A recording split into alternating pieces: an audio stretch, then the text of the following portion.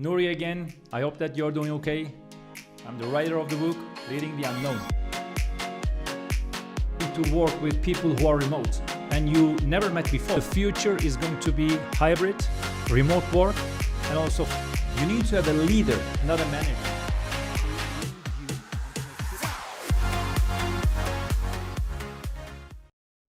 Hi everybody.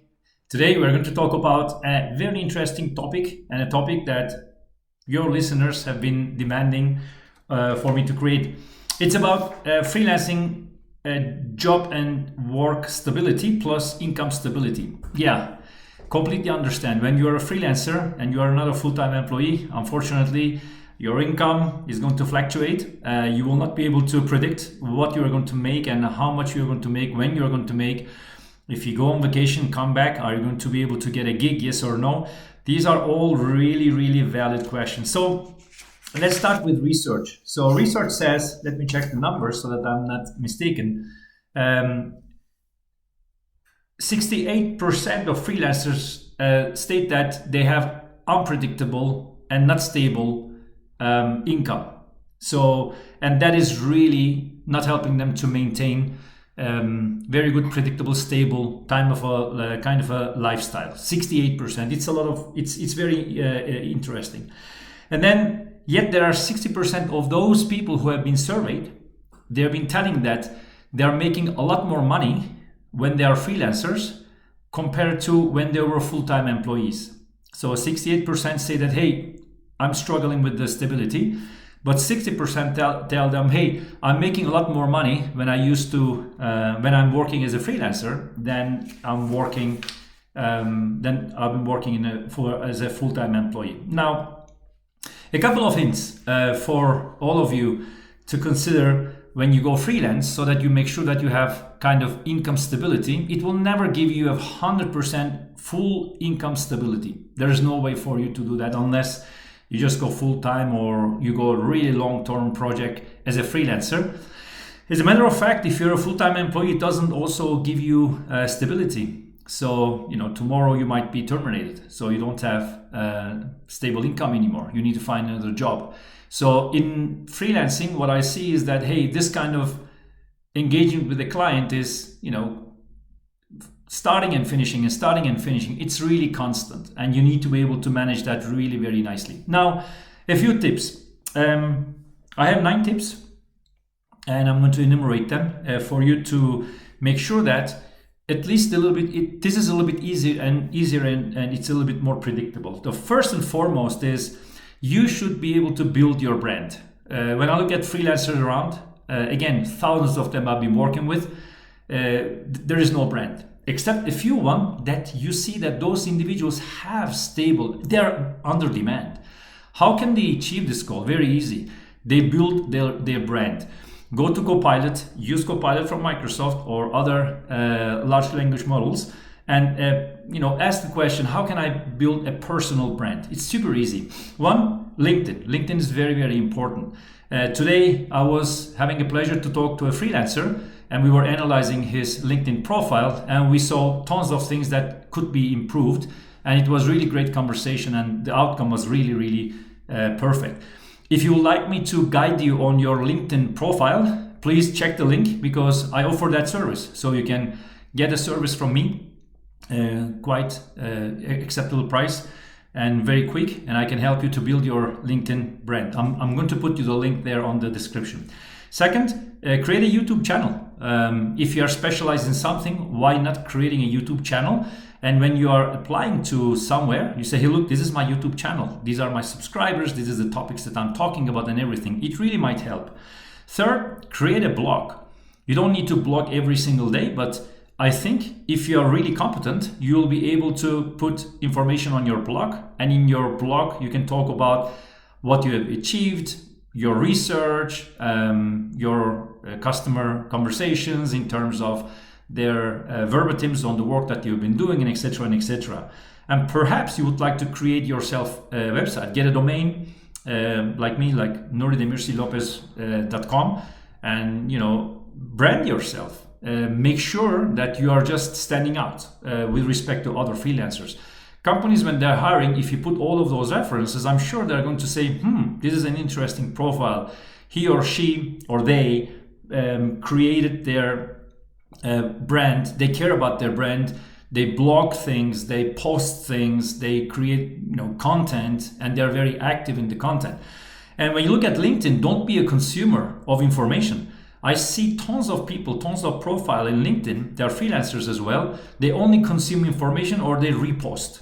70% of the people are consumers on information. 20% of the people just repost and share information, no input.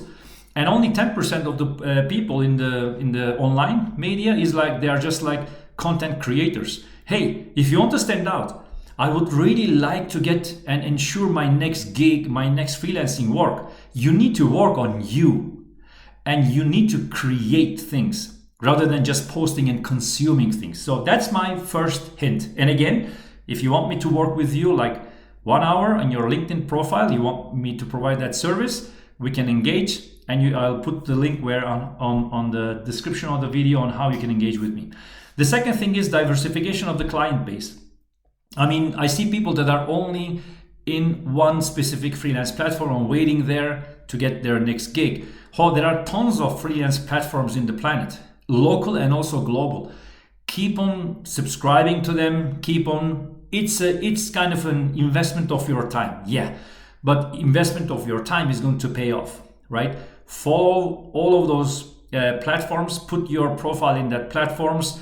Don't rush it. Make it as detailed as possible so that the artificial intelligence, most of the platforms are using for the matching on the client needs and what they can offer, it's matched by artificial intelligence, although there are human beings behind it as well. But hey, look, go to multiple freelance platforms, right? Make sure that your clients rate you well.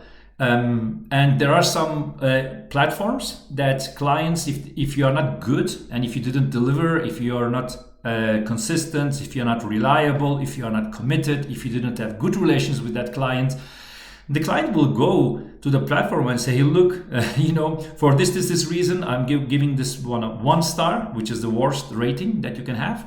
And also maybe, hey, don't hire this person. I suggest that no one else is hiring this person, right? Because you had some compliance issue or legal issues or whatsoever. So be very careful with that. So make sure that you are really, really performing top. Ethics, compliance, legal, very, very important. And your relationship with your customer. Building a long-time relationship with your customers. So, I've been working with thousands and I'm still working with thousands of freelancers. What they do is they just deliver the work. They have no intentions to, engage with me to say, look, these are my capabilities. This is how I can help your organization. Let's build a relationship or whatsoever. Because, companies today, they might have a specific freelance work. For example, I seek for a software engineer to develop code. And if that person has been really having a good, long-lasting relationship, create a bond with me, if tomorrow, neighbor department in my organization or in another organization within my company says, hey, I'm looking for a freelancer as a software developer, I'm going to say, hey, look, get this person. This person is great. He's been or she's been working with me and he's been developing some software, perfect, timely, compliant or whatsoever. So try to establish connection with your customers and building long time relationships. In my career, I've been really establishing long time relationship with many freelancers. And even if I would go now to another company and I would need freelancers, I would just go and get them. So this is kind of how you guarantee. It's not only about doing the job and then let it go. You need to see what the customer needs, what's the vision of that company, how can you help that person to be successful. Right, so these are very interesting stuff. So related to that, for example, let me give you an example. People are asking me, "Hey, Nuri, I'm a freelancer. I'm working with you on your organization. What's your thinking? What is in your mind?" And I'm telling them, "Hey, look, I mean, do you want to get what is in my mind? Check out my book. Get a copy of my book. My brain is there." So those kind of things are really very interesting, and it's going to help you to understand what your client thinks, or go to the client's website to understand what they're doing, what their vision is, and all of that. The fourth tip is keeping skills up to date and expanding your skills. You cannot be only a software developer, right? I mean, you can be a great one, and that can be your specialty, and you can brand yourself as, hey, I am special in this one. But also, you could expand your capabilities on doing something different than else, so that you have kind of a second option. You say, hey, look, I'm a software developer, but I'm also, data scientist in whatever artificial intelligence, right? You can develop your skills on that, and you can start offering, expanding your portfolio on what you can offer to your customers. Tip number 5, for me, this is the most interesting, one of the most interesting one, networking. I see freelancers, they're just freelancers standing alone in their house in the middle of nowhere sometimes, rural areas, this is great, but not doing anything at all. So they are not participating in virtual events, events that are maybe in a building, going there, networking with the people, investing their time. And also sometimes you need to invest your money so that you can get money and have stable income in the end. So there are many of the freelancers think that, hey, I'm going to sit down and I'm going to wait the job to come. No, you need to go for it. If there are conferences, if there are virtual conferences or non-virtual conferences or presential conferences, you need to just invest your time and money to go there so that you can network with the people, understand where the trends are, speak to the customers, speak to other freelancers, join forces with other freelancers to understand, hey, I know software, you know data science, how can we offer a joint service to customers? So these are kind of things that you need to think about. Sitting down and waiting for your next gig is not going to help you at all. You need to move yourself, and also, very important, you need to invest money. You need to invest money. Many freelancers, they don't want to invest money. I don't want to invest $40 for an event. I don't want to read a book because it costs $20. You need to be able to invest money in you so that you can offer all of those services, network, and get better customers. This is very important. For me, this is the fundamental things. You can also join online communities. There are so many online communities. Again, when you join online communities or LinkedIn, don't be the consumer. Be the content creator, and they are going to notice you. Wow, this person is super interesting. Not responding like yes, no, I like it, not like it. Research things and post things and be useful for the rest of the people. This is all going to be noticed in your midterm or long term. So you need to invest. That's what I'm saying. Tip number 6, setting competitive rates, but without undervaluing you. So set up competitive rates, but don't kill yourself. Hey, I know software development, I know artificial intelligence, and my hourly rate is $5, so that I want to get my next job. Don't do it. Because when you look at all of those profiles that are like $5, $3, $4, $1 an hour, this is my personal opinion. I'm not talking on behalf of anyone. My personal opinion is, hey, look, this person is not good. So also don't overrate yourself. So hey, $250 an hour, because when I look maybe on your portfolio, if you don't have a personal brand, if you don't have customer verbatims, if you haven't worked in big projects, I'm going to say this is way too much. But if you did, maybe you'll say, wow, this person is really worth it. I'm going to get that person and I'm going to start working with that person on some engagement. Tip number 7, I think this is obvious, but you need to save for rainy days.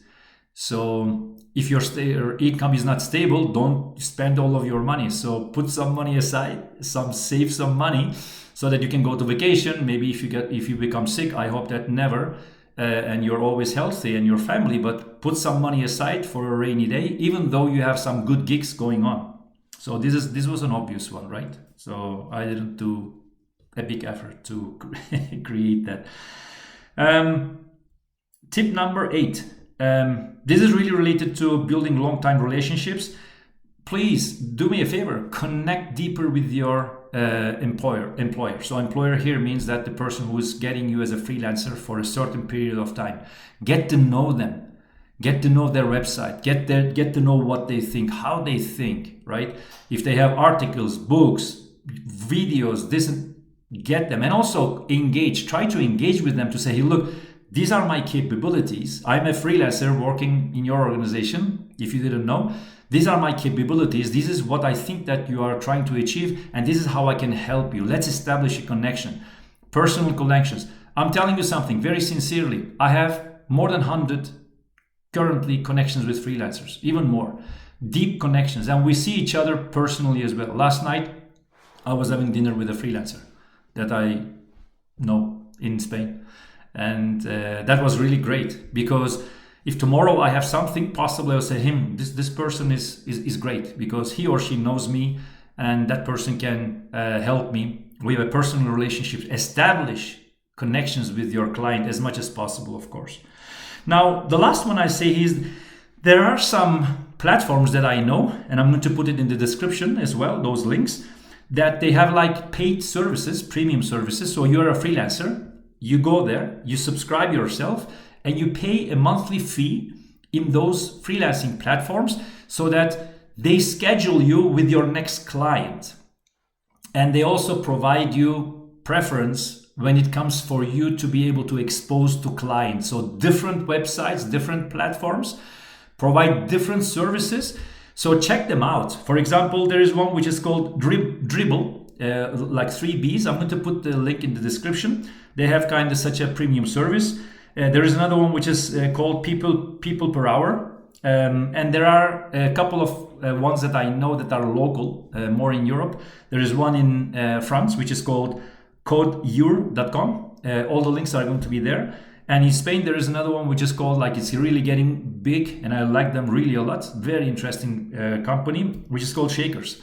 So, with them, you can schedule a little bit what is the upcoming clients and customers depending on your competency. So, I think the future of freelancing platforms is going to become like that more and more. So as artificial intelligence goes in, they're going to look at your schedule. So I'm scheduled from here to 3 months with whatever company. And then afterwards, some work is going to be starting to pile up to say, hey, after that, you can pick up this one, pick up this one, pick up this one. This is for 2 months, this is for 4 months, this is for 1 month, this is the price here, this is the price here. And the freelancers are going to start getting to pick it up. But most importantly, for you to be able to be scheduled, you need to have a very, very good profile. And all of the tips that I talked about, the LinkedIn, knowing your customers, blogs, your personal brand, work on all of them, okay? So this is the video that I wanted to shoot today. I hope that it covers a little bit the topics. I know that it's very difficult to be a freelancer sometimes, but it's very, very good as well, because you are free. You can work from anywhere that you want. You can be a program manager in one customer. You can be a software developer in another customer. You can have multiple gigs running at the same time. So part-time 1 here, part-time 2 here, weekends here. And so it's all up to you.